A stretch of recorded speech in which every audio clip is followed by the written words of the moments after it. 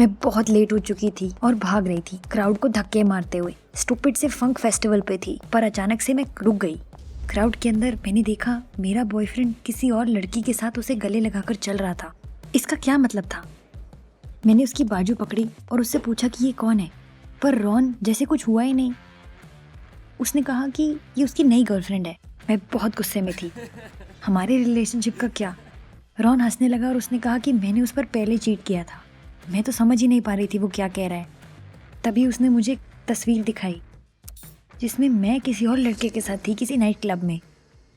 ऐसा कैसे हो सकता है? मैंने उसे समझाने की कोशिश करी कि शायद वो लड़की बस मेरी तरह दिखती है, पर वो मेरी बात भी नहीं सुन रहा था और वो वहां से चला गया अपनी नई गर्लफ्रेंड के साथ। मैं बहुत परेशान हो गई थी और किसी तरह खुद को खींचकर कैफे में ले गई, जहाँ वेंडी मेरी सहेली मेरा इंतजार कर रही थी। हम एक इंटरव्यू से पहले वहाँ मिलने वाले थे। वेंडी ने मुझे देखकर आंख मारी और कहा कि मैं जानती हूँ तुम लेट क्यों हो, पर फिर उसने मेरा चेहरा देखा। मैंने कुछ कहने की कोशिश करी, पर मैं खुद को रोक नहीं पाई और रोने लग गई। मैंने उसे रॉन के बारे में बताया, उस तस्वीर के बारे में हर चीज बताई। मुझे लगा वो मेरा साथ देगी, पर उसने कहा कि मुझे उससे झूठ नहीं बोलना चाहिए और वो सब जानती है। उसने कहा कि वो भी उस पार्टी पर थी और उसने सब देखा है अपनी आंखों से। उसने मुझसे बात भी करी थी, पर मैं इतनी टल्ली थी कि मुझे कुछ याद नहीं है। पर सच तो ये है कि मैंने आज तक अपनी जिंदगी में कभी दारू पी ही नहीं है। वेंडी मुझ पर यकीन नहीं कर रही थी। ये कैसी बेस्ट फ्रेंड थी? मुझे उससे बात नहीं करनी थी अब। मैंने अपनी घड़ी देखी तो मुझे पता चला कि मैं मीटिंग के लिए लेट हो रही हूँ। मेरा बहुत ज़रूरी इंटरव्यू था, एक जर्नलिस्ट की पोजीशन के लिए। मेरे माँ बाप भी यही चाहते थे, तो मैं वहाँ से निकलने लगी।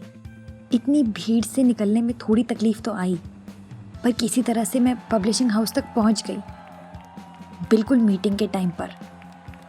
तभी एंट्रेंस पे किसी एक लड़के ने गलती से मेरे अंदर टक्कर मार दी।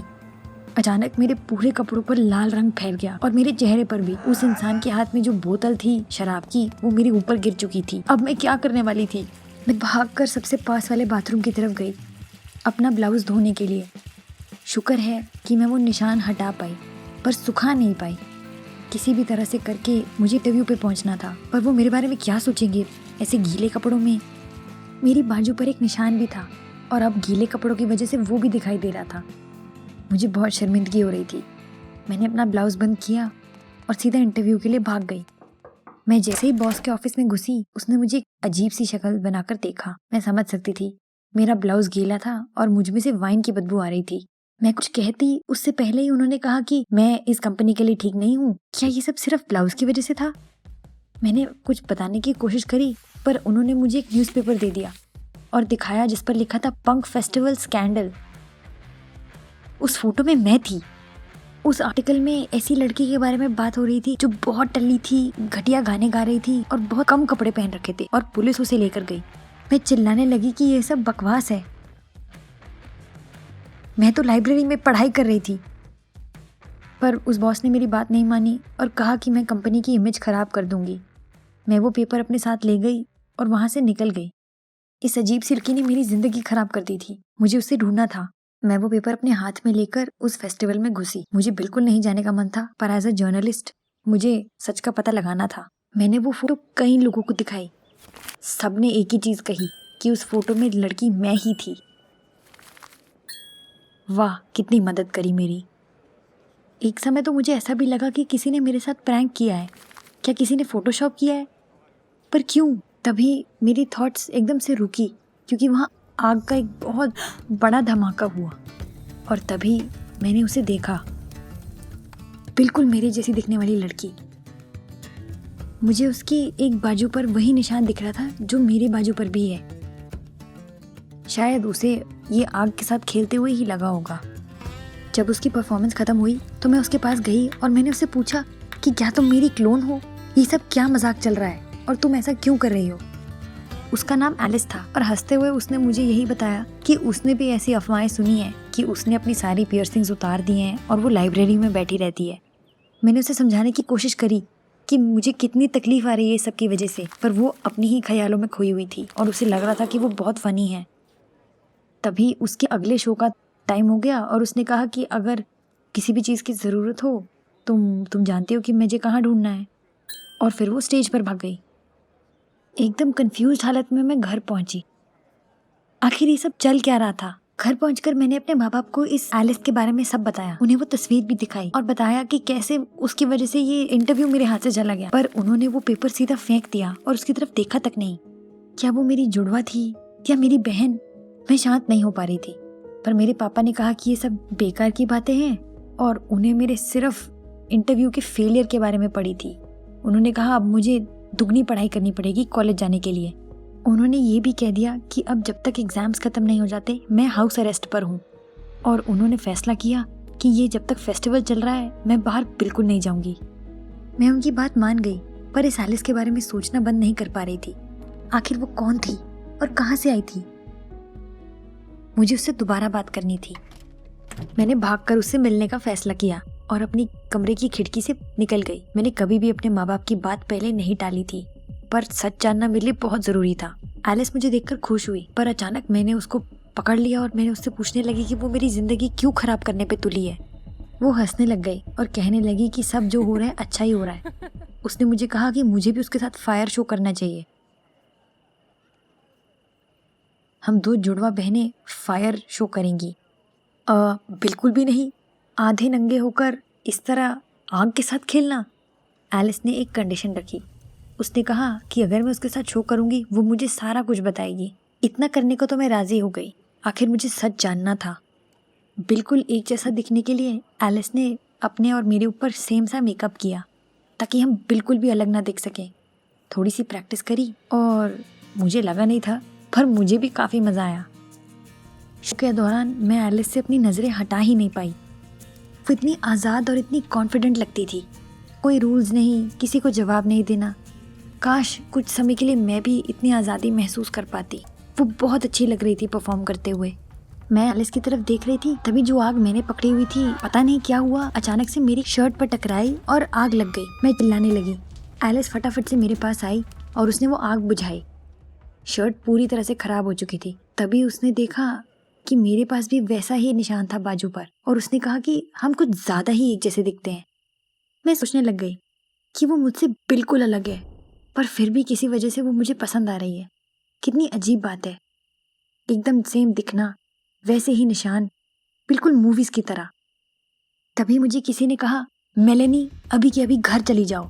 मैं मुड़ी और मैंने देखा कि मेरे माँ बाप क्राउड में खड़े होकर मुझे बोल रहे थे। मैं बहुत कंफ्यूज थी, पर एलिस जब उसने देखा कि वो मेरे माँ बाप है, उसने मेरा हाथ पकड़ा और हम वहाँ से भाग गए। हम भीड़ में से निकल कर जा ही रहे थे, मुझे मेरे माँ बाप की आवाज़ आ रही थी। वो मुझे रुकने को कह रहे थे। वो दोनों 2 सेकंड के लिए रुके क्योंकि वो बहुत थक गए थे। मुझे बुरा भी लग रहा था। जब मेरी माँ ने एलिस को देखा तो वो हैरान रह गई। उन्होंने उसका निशान भी देखा और फिर किसी वजह से वो बेहोश हो गई। पर एलिस कंफ्यूज नहीं थी। उसने एम्बुलेंस को फ़ोन किया। मेरी माँ हॉस्पिटल में उठी और सबसे पहली चीज़ जो उन्होंने कही वो ये थी कि एलिस मेरी बहन है।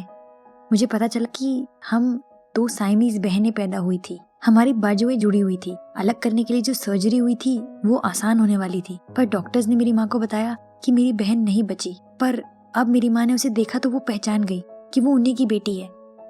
मुझे पता था कि मैं अडॉप्टेड हूँ, एलिस ने कहा। उसने बताया अपनी माँ के बारे में कि कैसे वो एक नर्स थी जो एक मैटरनिटी हॉस्पिटल में काम करती थी। एक बार उन्होंने गुस्से में एलिस से कह भी दिया था कि वो उनकी सगी बेटी नहीं है। एलिस घर से भाग गई और उसके बाद ऐसे जीने लगी। नर्स ने एलिस को चुरा लिया था। मेरी एक बहन थी, मुझे तो यकीन ही नहीं हो रहा था। हम सब रोने लगे, पर एलिस हंसते हुए हमें गले लगाने लगी। आखिर हम उसका असली परिवार थे। थोड़े समय के बाद हम घर गए, सब के सब साथ में। एलिस कुछ दिन हमारे साथ रहना चाहती थी और हम में से किसी को, मेरे माँ बाप या मुझे, कोई एतराज़ नहीं था। जल्द ही मेरे सारे एग्जाम्स ख़त्म हो गए और मैं पास हो गई। फिर मैं घर से निकलने लगी। मैं फायर शो पे जाया करती थी और कभी कभी अपने माँ बाप से छुप छुप कर भी। एलिस हमारे माँ बाप के साथ काफ़ी समय बिताना चाहती थी। वो बहुत खुश थी कि उसे अपने असली परिवार मिल गया। हम काफ़ी बातें किया करते थे। अंत में एक बार हमने फैसला किया कि हम एक दूसरे की जगह ले लेते हैं। उसने मेरे कपड़े पहने और मैंने नाटक किया कि मैं एलिस हूँ। वो मेरे माँ बाप के साथ रहने लगी और मैं एक नई कूल जिंदगी जीने निकल गई। कितनी कमाल की बात थी ना। अब मैं भी फायर शो करने वाली थी। मुझे लगता है मैं काफी अच्छा कर जाऊंगी। हाय, मेरा नाम गोल्डी है। एक बहस जीतने के लिए तुम क्या करने के लिए तैयार हो? जानते हो मैंने क्या किया? मैंने एक शर्त जीतने के लिए 3 महीने तक पानी ही नहीं छुआ। मैं नहाई नहीं। ये वीडियो अंत तक देखो और जानो कि कैसा लगता है जब आप सच में चलते फिरते कूड़ेदान की तरह बन जाते हो। मेरा परिवार लॉटरियों में पार्टिसिपेट करता था अमीर होने के लिए। मेरे माँ बाप ने मेरा नाम गोल्डी रखा। मेरा नाम तो फिर ठीक था, पर मेरे बड़े भाई का नाम तुम्हें यकीन नहीं होगा। उसका नाम रिच है। रिच मतलब अमीर। रिचर्ड नहीं, रिच। कमाल है ना? पर उसका नाम जितना ही अच्छा रखने की कोशिश करी, वो उतना ही बेकार इंसान है।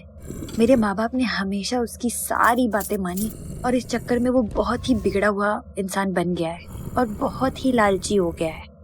जानते हो ना, परिवार में पसंदीदा बच्चा होने से क्या होता है? आप हर चीज अपने हिसाब से करवा सकते हो। रिच बचपन से मेरा मजाक उड़ाता था, हर चीज में शर्त लगाता था। यहाँ तक कि एक बार उसने मेरे सारे बाल काट दिए और उसने पापा से कहा कि हम एक शर्त लगाए बैठे थे जो मैं हार गई और इसलिए वो जीत गया, तो उसने मेरे बाल काट दिए। यकीन कर सकते हो तुम? हमारे पापा के लिए शर्त सबसे बड़ी चीज होती है। वो वैसे भी जुआ खेलते हैं और हर चीज में बहस करने को तैयार रहते हैं। इसी चक्कर में शर्त का नाम लेकर रिच जो मर्जी करता था और जैसे मर्जी जीता था। एक उदाहरण देती हूँ। आखिरी बार रिच मेरे हिसाब से 1 महीना पहले नहाया होगा। हे भगवान, मुझे तो ये सोचकर ही घबराहट होती है, उल्टी आ जाएगी मुझे। साफ सफाई के बारे में तुम्हारे क्या विचार हैं? मुझे बहुत सफाई का शौक है। मैं दिन में 2 बार नहाती हूँ, हाथ धोती रहती हूँ, पूरा अच्छे से अपने आप को साफ रखना पसंद करती हूँ। इतना तो मैं रोज करना चाहती हूँ, इससे कम मुझे भी मंजूर नहीं। मुझे किसी से बहस करना पसंद नहीं, शर्त लगाना पसंद नहीं। पर खैर, मुझे गाड़ी चलाना बहुत पसंद है और जल्द ही मुझे लाइसेंस भी मिल जाएगा। काश हमारे पास इतने पैसे होते कि मैं भी गाड़ी ले सकती या कॉलेज जा सकती। एक बार लॉटरी में पापा ने डॉलर पर पैसे लगा दिए। सबको एक एक टिकट मिली और फिर हम खेलने लगे और टीवी देखने लगे। पता है, कभी कभी हम जीतते भी थे। सबसे ज्यादा रिच जीतता था। कभी एक बार तो वो $300 भी जीत गया था। मेरे पापा ने एक नया रूल बनाया कि जो भी पैसे जितने भी जीतेगा उसका 25% परिवार को देगा, उतना ही 25 अपनी पढ़ाई पे और बाकी खुद रखेगा। जल्द ही मेरे पापा और महंगी टिकट खरीदने लगे जिससे हम ज्यादा पैसे जीत सकें। हर परिवार वाले के लिए एक। मैंने गोल्डन वाली टिकट चुनी और रिच ने लाल वाली। पूरा दिन वो टिकट लेकर इधर उधर घूमता रहा। रिच सच में लकी था। वो 3 में से 2 बार तो जीत ही जाता था और आज तक मैं एक भी नहीं जीती थी। पर अचानक एक दिन गेम से पहले रिच मेरे पास आया और उसने कहा कि हम अपनी टिकट्स बदल लेते। उसने कहा वो चाहता था कि मैं जीतूं। उसने मुझे मनाने की कोशिश करी और वो नहाता तो था नहीं, तो मुझे इतनी बदबू आ रही थी कि उसको हटाने के लिए ही सीधा मैंने मान लिया ताकि वो मुझसे दूर हो जाए। जब लॉटरी चालू हुई और नंबर्स बोलने शुरू किए उन्होंने, तो रिच अचानक से उठ के चिल्लाने लगा और हंसने लगा, नाचने लगा। जैकपॉट! मेरी टिकट से उसे जैकपॉट मिला था। हद हो गई। ओह, क्या तुमने कभी लॉटरी में पार्टिसिपेट किया है? कितना कम चांस होता है किसी के जीतने का और फिर कोई पूरा जैकपॉट जीत जाता है। मैं लड़ने लगी रिच से। मुझे अपनी टिकट वापस चाहिए थी, पर मेरे माँ बाप ने मुझे रोक दिया। उन्होंने कहा कि रूल तो रूल होता है और वो उसकी जीत थी। $100,000 इतने पैसे जीता था वो मुझसे टिकट चुरा कर। मैं बहुत दुखी हो गई, पर इसके बावजूद मैंने अपने एग्जाम्स बहुत अच्छे से दिए और अपना लाइसेंस भी पा लिया। जैसे मेरा मजाक उड़ाते हुए रिच ने एक फोर्ड मस्टैंग खरीद ली और उसके पास तो लाइसेंस भी नहीं था। मुझे जलता हुआ देख के वो मुझे और परेशान करने लगा। हर रोज कुछ ज्यादा ही छेड़ने लगा। हे गोल्डे, गाड़ी पे कहीं चलें? और जैसे ही मैं खुश हो जाती थी वो हंसने लगता था और पीछे हो जाता था कि किसी और की गाड़ी में चली जाओ, मैं तो नहीं लेके जाऊंगा। वो इतना बदबूदार और बदतमीज इंसान था, जैसे उसे पता ही नहीं चलता था कि मुझे कितना बुरा महसूस होता है उसकी इन हरकतों से। फिर भी करता था। कोशिश करती थी कि बिल्कुल रिएक्ट ना करूं, पर वो हटा ही नहीं और जल्द ही मुझे रोज रुलाने लग गया। मैंने अपने परिवार को ये सच्चाई दिखाने की कोशिश करी। मैं घर छोड़ने वाली थी और अपने दोस्तों के साथ रहने लगी थी। मेरे माँ बाप ने मुझे मना करने की कोशिश करी, पर मैंने कह दिया कि मैं इस घटिया इंसान के साथ नहीं रहूंगी जो मुझे रोज रुलाता है और उसके बारे में कुछ करता भी नहीं, ना वो ना मेरे घर वाले। अगले दिन जब मैं बाथरूम से निकल रही थी तो रिच ने मुझे रोका। उसने बात शुरुआत ही ऐसे करी कि अगर मैं शर्त जीत गई तो वो मुझे अपनी गाड़ी दे देगा। उसने कहा उसे घिनौना लगता है कि मैं अपनी साफ सफाई के लिए इतनी खुश रहती हूँ और खुद पर गर्व महसूस करती हूँ। उसने मुझे कहा कि अगर मैं गर्मियों की छुट्टियों तक एक बार भी ना नहाई तो गाड़ी मेरी। मेरे तो होश ही उड़ गए। गर्मियों की छुट्टियां अभी 3 महीने तक चलने वाली थी और मुझे तब तक बिना नहाए रहना था। तो मैं ऐसे हालत में क्या करते? क्या मेरे सपने इस शर्त से बड़े थे? मेरी तो कुछ समझ नहीं आ रहा था, पर हाँ, क्यों नहीं। और इसी तरह मैं इस शर्त के लिए मान गई और मेरी जिंदगी के सबसे भयानक 3 महीने शुरू हो गए। बात यह है कि रिच ने कभी सोचा ही नहीं था कि मैं ये शर्त मानूंगी भी, पर अब मैं मान गई थी तो मैं इस पर डटी रहने वाली थी। रिच ने तो बाथरूम के बाहर ताले भी लगा दिए और मेरे लिए घर के बाहर एक अलग से बाथरूम बनाया। मैं कोशिश करती थी कि मैं कम से कम खाऊं और कम से कम पीऊं, पर इंसान तो हूं ना, अंत में बाथरूम जाना पड़ ही जाता था। वो मुझे बाथरूम की चाबी दिखाकर चिढ़ाता था और हंसने लगता था, पर मैं हिम्मत नहीं हारती थी और वहां से चली जाती थी। आखिर मैं ये शर्त जीतने वाली थी किसी भी हाल में। जल्द ही मैं अपने बालों को देखकर हैरान रह गई क्योंकि उनमें अड़चनें पड़ गई थी। मैं कंघी भी नहीं कर सकती थी। मुझे अपना चेहरा धोना था पर वो भी नहीं धो सकती थी और इसी चक्कर में मेरे मुंह पर पिंपल होने लग गए। पर सबसे गंदी बात ये थी कि अब मुझ में से बदबू आने लगी थी। मैं जैसे ही कमरे में जाती थी सबकी शक्लें बन जाती थी और रिच मुझे बदबूदार कहकर सबके सामने चिढ़ाने लगता था ताकि मैं शर्त छोड़ दूं। उसने नाखून काटने वाला मशीन भी हटा दी थी बाथरूम से, तो मैं गंध से इतना परेशान हो गई थी कि सच में मैंने अपने नाखून खुद के मुंह से ही काट दिए। उसके बाद मैं रोने लगी क्योंकि मेरे नाखून बहुत ही खूबसूरत थे। उस रात मुझे ये सब एक बहुत बड़ी गलती लगने लगी। आपको अपने गंदे हाथ अपने मुंह में कभी नहीं डालने चाहिए। ये मुझे तब एहसास हुआ जब मुझे उल्टी आने लगी, बहुत ज्यादा। 1 महीने के अंदर अंदर मेरे शरीर के हर जगह पर निशान और दाने होने लग गए। मुझे कुछ समझ नहीं आ रहा था। मेरे काफी खूबसूरत बाल खराब होने लग गए थे, कहीं कहीं से बाल ही उड़ गए थे।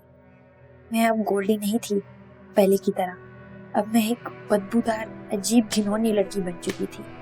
दूसरा महीना शुरू हुआ तो मेरे माँ बाप सह नहीं पाए। उन्होंने मुझे घर के बाहर एक टेंट में रहने भेज दिया। वहाँ की खुली हुई खिड़कियां भी मुझे खुद की बदबू से नहीं बचा पाए। मुझे बारिश से भी बचना पड़ता था ताकि मैं शर्त ना हार जाऊं और सड़क पर खाना पड़ता था कुत्तों की तरह। मेरी हालत सच में कुछ ज्यादा ही खराब हो गई थी। ये सब बस खत्म होने का समय आ ही रहा था कि रिच को लगा कि वो हार जाएगा, तो उसने मेरे साथ एक हरकत करने का फैसला किया। ये किस तरह का भाई था? वो मेरे पास बाहर आया एक शीशा लेकर और उसने मुझे दिया। उसने कहा कि मेरे दोस्त 1 घंटे में यहाँ पहुँचने वाले हैं और मैं खुद के लिए फैसला कर सकती हूँ कि ये बाथरूम की चाबी यहीं पड़ी है, अगर मैं नहाना चाहूँ या नहीं। मैंने खुद को देखा और मुझे सच में उल्टी आ गई क्योंकि मेरी इतनी बुरी हालत थी। मुझे कुछ समझ नहीं आ रहा था। हे भगवान, आखिर ये मुझे हुआ क्या था? मैं सच में सड़क पर रहने लग गई थी और इतनी गंदी लगने लग गई थी, इतनी बदबूदार, मेरे भाई से भी ज्यादा घिनौनी। मैंने वो चाबियां पकड़ी और सीधा बाथरूम की तरफ भाग गई। बाथरूम के अंदर नहीं जा पाई क्योंकि मेरे पापा अंदर पहले से थे, तो मैं सीधा अपने कमरे में भाग गई और अपने आप को अंदर लॉक कर ली। पर जैसे ही मैं मुड़ी, अचानक से मुझे कैमरा की फ्लैश दिखाई दी, तो मैंने देखा कि वहाँ रिच खड़े होकर मुस्कुरा रहा है। उसने मुझसे कहा कि या तो मैं अभी के अभी बाथरूम चली जाऊं या फिर वो मेरे इस रूप की, इस घटिया रूप की तस्वीर सोशल मीडिया पे डाल देगा और लोगों के सामने मेरी क्या ही इज्जत रह जाएगी उसके बाद। अचानक से मुझे पता नहीं क्या हुआ, मुझे ऐसा एहसास हुआ कि चाहे मैं कैसी भी दिखूं, उससे कोई फर्क नहीं पड़ता। इंसान अंदर से अच्छा होना चाहिए और अंदर से मैं गोल्डी थी। रिच ने मेरे कॉलेज के पैसे दिए क्योंकि आखिर वो जो जीता था पैसे, वो भी मेरे कारण ही तो जीता था। उसका शुक्रिया करने की जगह मैंने उससे और पैसे भी मांगे। मुझे थोड़ी शर्मिंदगी है इस बात की, पर वो भी कौन सा कोई संत है। वो बुरा नहीं है, पर मैंने उसे तब से आज तक देखा नहीं है। हमारे बीच में कुछ भेदभाव तो रहेंगे। सरप्राइज के तौर पर मुझे मेरे पापा ने एक गाड़ी दी। आखिर मुझे ये पता चला कि हार समझ लेने में ही सबसे बड़ी जीत है। क्या तुमने कभी ऐसी बेवकूफ़ों वाली शर्त लगाई है? कमेंट्स में ज़रूर बताना और हमारे चैनल को सब्सक्राइब करना। इस वीडियो को लाइक भी करना। बाय।